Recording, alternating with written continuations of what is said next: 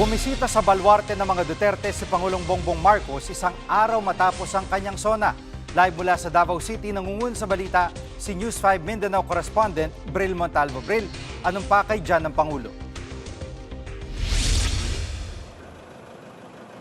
Jiggy, binisita ni Pangulong Bongbong Marcos ang ilang probinsya sa Davao Region para mamahagi ng tulong sa ilalim ng programang Bawat Bayan Makikinabang.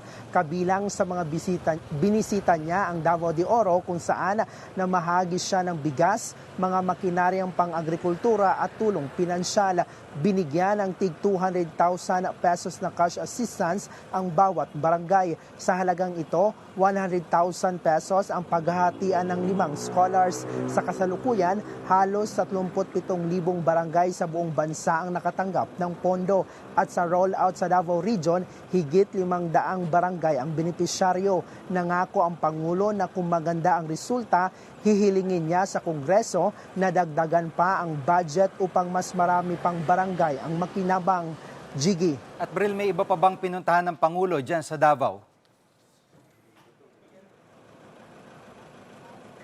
Jiggy, hindi na nagkaroon pa ng pagkakataon na bisitahin ng Pangulo ang mga binahanga residente sa Davao City.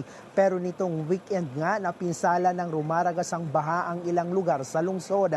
Dahil sa pagbaha, isang Davaoenyo ang kumpirmadong nasawi matapos anuri ng rumagasang tubig sa lungsod. Ang pinuntahan ng Pangulo Jiggy ay ang Davao de Oro Provincial Hospital sa Montevista, Davao de Oro.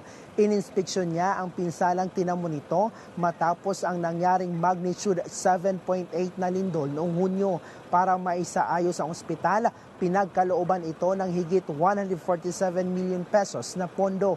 Huling binisita ni PBBM ang People's Ville Housing Project sa Barangay Riverside sa Davao City.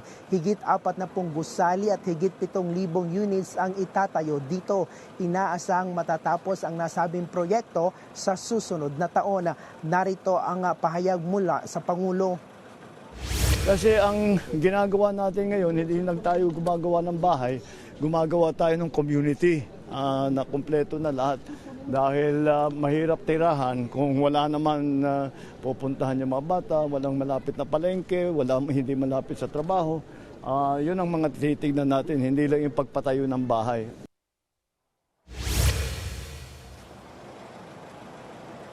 Yan muna ang latest. Balik sa iyo, Jiggy. Yan ang ulat ni Bril Montalvo live mula sa Davao City. Mga kapatid, Jiggy Manikad po. Pagdating sa mahalagang balita sa loob at labas ng bansa, dapat una sa lahat, mag-follow at mag-subscribe na sa social media pages ng News 5.